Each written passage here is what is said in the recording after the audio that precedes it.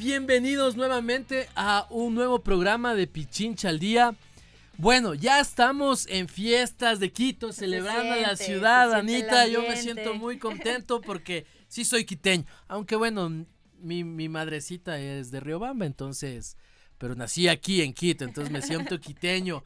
Festejando, ¿ya te subiste a alguna chiva? Ya me subí a la chiva, ya estuve bailando por ahí, ya tuve la corona de reina también. A ver, ¿cómo es eso, la corona de reina? No sé, o sea, tienes que bailar las canciones tradicionales de Quito, entonces el que hace los mejores pasos, ahí gana la corona. No, para que pues vean así nomás. ha sido, pero a ver, ¿los bailes son reggaetón o bailes quiteños de acá? O sea, para la corona Tradicionales. quiteños, tradicionales. Y a lo largo de la chiva y ahí sí te meten reggaetón, cumbia. Pero en y de estas todo un fiestas de poquito. Quito, no solamente el baile, digamos, no solamente el tema de los canelazos, no solamente eso es parte de la tradición quiteña. Y por eso creo que en momentos o fechas como estas es importante recordar de dónde venimos, ¿no es cierto? De dónde somos, cómo nos hemos construido como sociedad.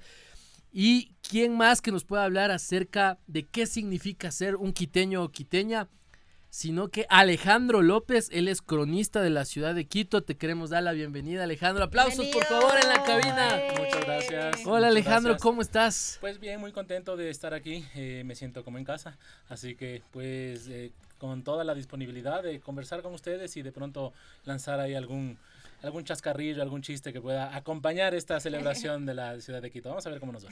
¿Qué significa ser quiteño, Alejandro? Creo que debemos pensar que las tradiciones se construyen con el tiempo y con el tiempo también mutan. Entonces, claro, una quiteñidad del siglo XVII de pronto sí tiene unas raíces históricas profundas y esto se podría mantener, pero también se va cambiando, ¿no es cierto? Entonces, ahora ser quiteño de pronto tiene un aire distinto. Sí, creo que sí se ha transformado un poco la forma de hablar, ¿no es cierto? De pronto, cuando yo era más joven, hablábamos mucho con la F, ¿no es cierto? Así, ¿qué fue? ¿Sí? Simón. ¿Qué más? Pero eso ya no se usa mucho. Pero hay cosas que, a pesar de que van cambiando, siguen manteniéndose. Por ejemplo, el paisaje. O sea, levantarse, ser quiteño es levantarse, y ser quiteño no significa necesariamente haber nacido en Quito, porque hace un momento Anita decía, ¿no es cierto?, bailé las canciones tradicionales quiteñas. ¿Quién escribió las canciones tradicionales quiteñas? Chuta, ¿quién Claro. escribió? Chagras. Ya. Chagritas, ¿no? Chagras. Chancharas, Nacidos chancharas. incluso en Babahoyo, en Riobamba, en Antonio Ante. Entonces vinieron muy jóvenes, sí, de pronto acá a Quito y nada, pues se enamoraron de la ciudad Y ahí y compusieron. escribieron El lindo Quito de mi vida, etcétera, ¿no es cierto? Claro, también hay canciones escritas por quiteños, pero de estas que se bailan, el paisano, ¿no es cierto? Yo soy paisano, me voy a Las que Quito. más escuchamos. Claro, y eso habla justamente de un paisano que Claro. viene a Quito, ¿no es cierto? Y entonces el quiteño, por último, el quiteño nace donde quiere. Sí. Pero también eso, mis padres también son de diferentes lugares de la geografía nacional. Mamá nació en Chone, mi papá de Ambato y yo nací aquí en Quito. Entonces vamos construyendo una relación con el entorno, como les decía. O sea, mirar el verde del Pichincha, pero en el sur también el Ongüí, o alzar la vista y mirar a algún lado del Cayambe, al otro Cotopaxi, Antizana. Entonces eso te va generando cierta identidad con el paisaje que no necesariamente está marcado solo por la relación con el centro histórico. ¿Sí? Entonces ser quiteño, claro, de pronto el centro histórico ya es un espacio que también está sujeto a transformaciones, que debemos conservarlo evidentemente, pero me refiero al uso, ¿no es cierto? Antes era un lugar donde se vivía y era toda la ciudad, o sea, la mancha urbana hasta la década del 20, el 30 era pues básicamente el centro histórico y un poquito llegaba hasta la Colón y ya en esos años se unió con la Magdalena, que anteriormente era un pueblo ya fuera de Quito. Sí, entonces ahora la Magdalena es pues ya... El norte del sur de Quito. Exactamente. Entonces, pero digamos esas transformaciones también permiten cambios, pero también hay continuidades, ¿no es cierto? Dentro de la historia, porque creo que es importante marcar esto, ¿no es cierto? La historia no significa pasado, el pasado es pasado, la historia es investigación del pasado. Entonces, el historiador lo que investiga es el cambio. Entonces yo no me dedico a investigar cómo las cosas se mantienen en el tiempo, sino cómo cambian. Entonces frente al momento que vivimos, pensamos en el cambio, que ha ido cambiando. Sí, yo decía, de la forma de hablar.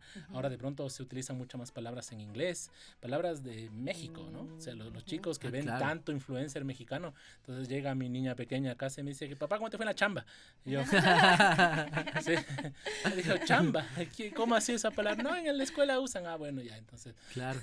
Y por ejemplo, ahorita que estamos con estas festividades por la fundación de la capital, ¿cuáles son las tradiciones? Como decíamos, por ejemplo, las chivas, el canelazo, ¿qué otras cosas más se pueden considerar como tradiciones que todavía nosotros mantenemos? Bueno, cuando aparecen las chivas también es relativamente nuevo, ¿no es cierto? Lo que sí hay es la idea de la música y la celebración.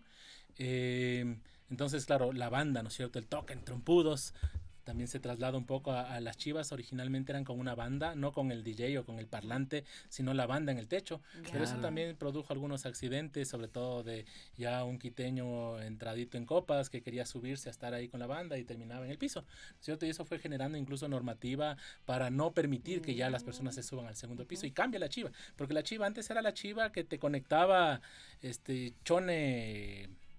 Chone San Vicente, no sé, ¿no es cierto? Ya. La chiva de transporte que tenía unos asientos de madera, ahora no puedes bailar. O sea, no te hubiesen podido coronar la reina en la chiva. No tenía espacio. No había espacio, ¿no es En cierto? la chiva Para es lo los que te pasos, coronaron. claro. como- Claro, la chiva ahora es prácticamente una mini discoteca ambulante, ¿no es Claro. cierto? Es un camioncito sin casi sillas, con música, con luces LED, de pronto incluso ya uno de estos de Farra Las bolas de movible. disco. de las bolas de disco, exactamente. Pero antes era la banda de pueblo tocando en la chiva. Lo que sí creo que hay un poco esta festividad del canelazo. El canelazo sí es algo bastante tradicional y que no se toma solamente en las fiestas de Quito, ¿no es cierto? Uno puede ir a ciertos lugares de la ciudad y A ver, uno, las canelas, como la ronda, por canelas. sí, claro, la ronda, la chicha, la canela, en un primer momento en la década del 60 el paico, que era el licor que se vendía y tradicionalmente, insisto, las tradiciones son muy difíciles de medir, o sea, ¿desde cuándo existen? ¿Desde cuándo existen las fiestas de Quito? Ustedes van a decir 200, 300 años atrás.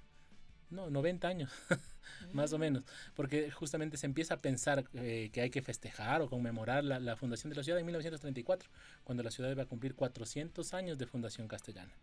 Entonces ahí se conmemora un par de años y después desaparece y regresa en la década del 50, finales del 50 e inicios del 60. Y de ahí pues es como que esa ya es la tradición de las celebraciones de Quito, no. O sea, podemos construir también otras, ¿no? Según lo que te escucho, Alejandro, claro, la duda inicial era si es que las tradiciones quiteñas, las tradiciones de los quiteños, en cierta manera uno escucha, ¿no? De los abuelitos, de las personas adultas y dicen, ya se han perdido las tradiciones, ¿no es cierto? Es el discurso. Pero quizás podríamos aterrizar en que tal vez no se han perdido, sino Se han que han transformado. cambiado o han evolucionado en el tiempo. Por supuesto. Por supuesto que han ido cambiando porque, claro, al principio era mucho más cívico, incluso más marcial. O sea, el primer Wow. Albazo era una banda casi de corte marcial tocando a las 6 de la mañana y después ya es ya con la empresa privada y con la Radio Quito y con Últimas Noticias y con el dúo Benítez Valencia, seleccionando las chicas que vivían en el centro, que en ese momento era Quito, que habían nacido el 6 de diciembre y esa es la primera tocada, pero va cambiando, entonces de lo Seleccionaban en esa fecha, las chicas o sea, que habían nacido en esa fecha. las que habían nacido el 6 de diciembre Qué eran las que loco. recibían el homenaje musical. Pero en Wow. cambio ahora es... Claro, yo no lo había ni escuchado, incluso. No. Sí, pero digamos que hay ese debate, ¿no es cierto? Ya se han perdido las tradiciones. Exacto. Yo como historiador, más bien me gusta el cambio. O sea, me gusta que las cosas cambien. No me gustan las cosas que se mantienen demasiado en el tiempo. Porque de verdad que estamos como sociedad absolutamente transformados. Si es que nosotros pensamos que la historia, las ciencias sociales, la antropología solo estudian el pasado y un pasado que está congelado en el tiempo, eso genera una crisis realmente. O sea, pensar que el historiador es esa persona que sabe todos los datos de memoria. Y yo más bien no me considero una persona que vive en el tiempo, sino me considero una persona que está tan preocupada del presente que necesita buscar respuestas en el pasado. Pero sin duda hay ciertas conexiones nostálgicas, ¿no es Por cierto? Con supuesto. lo que te han contado tus abuelitos, tus padres, o lo que uno recuerda, porque yo recuerdo que de niño salíamos en fiestas de Quito a jugar fútbol en la calle, cerrábamos las calles, jugábamos afuera. Hoy es muy difícil que eso vivan, yo tengo mis hijos adolescentes, muy difícil que ellos salgan a la calle. por el tema de inseguridad, por también la supuesto. desconfianza que uno ya tiene conforme han pasado los años. Pero uno sí recuerda con bastante nostalgia esas cosas tan bonitas. Por supuesto, yo también jugaba con pelotas de trapo. Qué bonito era jugar con una. Y había que ser buena pelota, pues, para manejar Claro, una además que pelotita de dolía, trapo, ¿no? por Las supuesto. pelotas de trapo. Por supuesto. Y los papás también te cuentan de las canicas, del trompo, de los coches de madera, de otros juegos también. Sí, por supuesto. Y de pronto ahora las nuevas generaciones no tienen la oportunidad de construir el coche de madera. Porque yo creo que lo bonito bonito era de eso. eso era tratar de construir el coche. Porque de ahí las carreras duran segundos y vuelan los pelados y se estrellan por ahí. Y algunos nos terminan en el hospital, ¿no es cierto? Claro. Pero lo bonito, de pronto uno que no conducía profesionalmente, digamos, un coche de madera, era tratar de hacerlo, ¿no es cierto? Buscar rulimanes. De pronto ahora ni siquiera saben lo que es los rulimanes, ¿no es cierto? ¿Qué es eso? Sí, claro, son dos esferas metálicas que tienen bolitas pequeñas y que Ya. ruedan, ¿no es cierto? Son repuestos de vehículos. Y eso ponías en palos de escoba o en madera para que eso sea lo que ruede. Ya, y listo el coche. Y listo el coche o con llantitas de caucho atrás. O por último, en las calles empedradas, un tablero, vela de cebo o jabón Ales en la tabla y baje por ahí. De alguna manera, ¿tú crees que este impacto de la modernización y la globalización, como hablábamos antes, incluso los adolescentes de hoy en día están más metidos en videojuegos y conversan y juegan con personas que están ubicadas en distintas partes del mundo? Y como tú dices, viene tu hija y te dice cómo te fue en la chamba, ¿no es cierto? Entonces, de alguna manera, ¿eso crees que pueda influir en algún momento en que se pierdan nuestras tradiciones? Creo que es importante pensar ahí en la política pública. Okay. Sí, es decir, hay cuestiones que le corresponden al Estado en sus diferentes niveles, ¿cierto? Gobiernos autónomos, Estado central, como un museo, ¿no es cierto? No todos los museos son sujetos de iniciativa privada. Sí, en Estados Unidos se maneja con fundaciones, por ejemplo el famoso Museo de Historia Natural, donde se hicieron las películas, ¿no es cierto? Noche en el Museo 1 y 2 y después la 3, que también son como muy consumidas.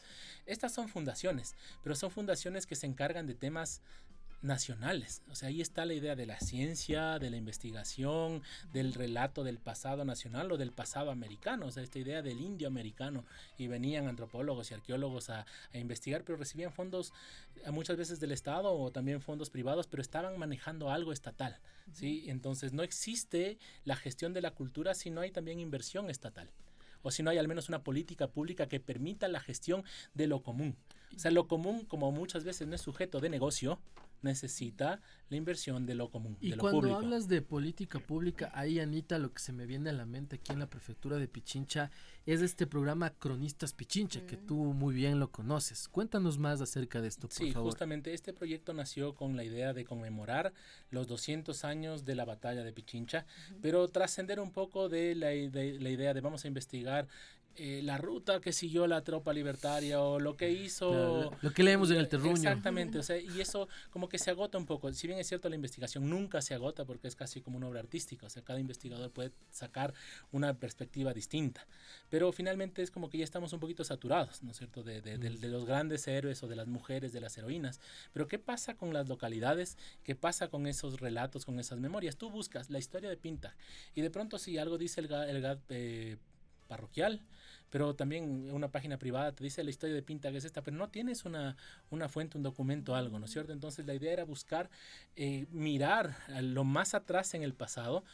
Nosotros teníamos un poco la idea de ojalá encontráramos relatos justamente de cuando atravesaron las tropas libertarias. No llegamos tan atrás, pero sí llegamos con relatos sobre familias, sobre lugares, sobre el agua, sobre la tierra, sobre la construcción de casas en diferentes lugares. Entonces eso fue algo muy bonito. Y en este compartir que has tenido tú con las personas de diferentes localidades, en lo que te han contado, en la memoria que tienen de varias historias, algo que a ti te haya llamado mucho la atención, alguna experiencia.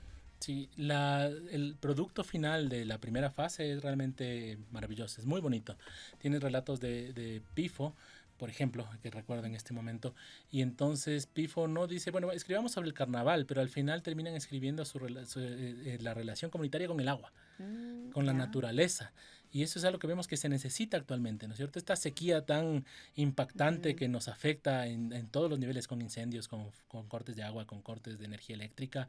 Entonces ves una comunidad que dice, no, de pronto la fiesta pero también hay algo mucho más profundo y eso se conecta con lo que yo les decía. No es solo la tradición, sino es ese tiempo profundo que nos da también un sentido de identidad, de pertenencia, y ahí está el relato del agua, pero tienes relatos de construcción de casas, de la fiesta religiosa de la Virgen o de una cascada, entonces es súper amplio y a nivel de experiencia de compartir con las personas que se han dedicado a escribir estos relatos, la ciudadanía está ávida de ser escuchada, está ávida de que sus relatos que no se consideraban suficientemente, qué sé yo, profesionales, académicos para entrar en un libro de texto, ahora sí estén en un libro y estén publicados y hayan sido trabajados con respeto, con diseño gráfico y que ahora ellos puedan tener ya sus nombres y decir, bueno, yo aporté a mi comunidad con la historia del Valle de los 7 Volcanes. Entonces eso es muy bonito.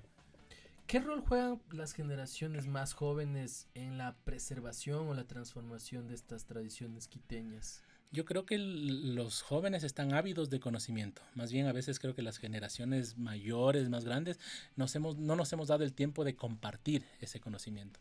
¿Cierto? Estamos en la vorágine del trabajo y de pronto ya no nos sentamos a leerle un cuento. Sí, de pronto deberíamos leerle un cuento de los volcanes, del Taita y de la Mama, del Taita Cotopaxi, la Mama Tungurahua, no sé qué. O sea, y entonces ahí vamos a ir transmitiendo ese conocimiento. Digo esto. Quizás esta conexión digital te desconecta físicamente. Por supuesto. ¿No? Porque Entonces, a mí me pasa, a veces le mando un mensaje, está en la misma casa, ¿no? Por favor, y estamos ahí mismo. Claro, pero entonces digo, somos nosotros también los que estamos encargados de transmitir esa cultura y ese conocimiento que queremos también que se mantenga. El municipio también llevó adelante un proyecto de elaboración de un álbum de cromos de la historia de Quito. Y la recepción en los chiquitines ha sido maravillosa. Claro. Tú les ves y dices, ¿qué cromo quieres? No, yo quiero el del tránsito a Maguaña, el de Dolores Cacuango, quiero llenar el del escudo de la ciudad. Y yo digo porque les pregunté a algunos que estaban ahí con su álbum. Esto es para instituciones educativas municipales. Esperemos más adelante se pueda compartir. Si preguntas de Agua, ¿cuáles son tus cromos preferidos? Dicen Leo Messi, Cristiano Ronaldo y Dolores Cacuango. Sí, entonces que de esa manera ellos puedan. Claro, pero eso es también una intención, una política pública y una intención de los mayores en transmitir ese conocimiento. Entonces el rol que ellos juegan es justamente son esponjas y depende de nosotros que hagamos para transmitir con amor, con cariño y con conocimiento también, ¿no es cierto? Que si te preguntan, ¿no? ¿Qué es ser chulla quiteño? No, te pones el traje y ya, pero si explicas por qué surge la idea de la chullería, también que era una persona pobre, pues, empobrecida y que tenía la chulla levita, la chulla camisa, el chulla pantalón. Entonces, también das un mensaje de... Das el mensaje de que esta vida hay que esforzarse, entonces vamos y ahí sí, como dicen los colombianos, echamos para adelante. Claro. Chulla vida, como diría Máximo Escalera. Por supuesto, pero a eso voy, ¿no es cierto? Toda la historia está en la sopa, pero depende de nosotros visibilizarla y no convertirla solamente en ese relato de el presidente tal hizo tal cosa y la batalla tal fue el tal. No, hay que darle ese significado, esa profundidad a lo que transmitimos a las nuevas generaciones. Por ahí dicen, somos víctimas de nuestro contexto. Así es. ¿En qué sentido? En el sentido de que a veces, como tú hablas en este momento, ¿no? A veces este tema de que los jóvenes sí están ávidos de conocimiento, de absorber como esponjas, pero nosotros al estar inmersos en este tema de que tal vez del mundo digital no estamos compartiendo ese conocimiento. Por eso, la vorágine de la vida laboral, ¿cierto? Tener un trabajo, 2 trabajos, llego a la casa y estoy haciendo la 3ª maestría porque me proyecto a seguir teniendo ingresos para mantener a la familia. Obviamente que te va quitando los espacios lúdicos, los espacios del conocimiento, del compartir, y eso... y me corriges, tal vez, si es que estoy equivocado, pero de alguna manera ese... querer, digamos, salir adelante, que no está mal, de alguna manera te lleva a ir a otros espacios, ¿no es cierto? Entonces ya te vas a otros espacios de entretenimiento, el cine, salir a cenar en las noches, y quizás te olvidas de compartir en casa, contar estos cuentos, estas historias que tú decías. Sí, yo creo que es fundamental. Realmente si tú a los niños pequeños les lees y les enseñas a leer y a valorar, se van a convertir en unos quiteños, en unas quiteñas que abracen también esa... sí, no white quiteñans, no de esos white quiteñans que rechazan las diversidades, no. Sino más bien unas personas comprometidas con su entorno, que están preocupados. No, papá, estás bañándote muy largo, báñate más corto. Dijiste quiteñals. Quitenials. Te escuché. No, dije- Qué buen término, los quitenials. No, dije white quitenians. O sea, claro, esta cuestión de una quiteñidad que segrega más bien, ¿no es Qué cierto? loco, me encanta. Entonces, no, eso digamos, por Somos eso, anti eso. exactamente, yo puedo decirlo con mucho conocimiento de causa. Más bien, esas cuestiones que segregan, que separan, son las que debemos irse eliminando o cuestionando. No sé si eliminar, porque no está bien eliminar, pero sí cuestionar de los relatos históricos. O sea, esa verdadera quiteñidad. El verdadero quiteño es el que nació en Quito y no lo sé, no, me cuestiono mucho porque también si uno mira la documentación histórica, esta diversidad de lugares está presente. ¿Cuáles son? Van a decir quiteño de cepa, Eugenio Espejo. A Eugenio Espejo le trataban con desprecio también porque su papá de pronto era también un migrante, Ujú. ¿sí? Pero en cambio ahora es un adalid, pues el duende Claro. de Quito, el ilustrado quiteño, pero es hijo también de movilidad humana. Amigos de Pichincha al Día, no vuelvo a decir que soy medio quiteño. Después de esta conversación y diálogo con Alejandro y Anita, ahora sí me siento 100% quiteño. De hecho, me siento parte de esa evolución de las tradiciones. Muchas gracias, Alejandro, por tu tiempo. Gracias por contarnos todo lo que significa ser quiteño, hacernos entender que todo va evolucionando y que las tradiciones no es que se han perdido. Y que toda la diversidad es parte de nuestra sociedad.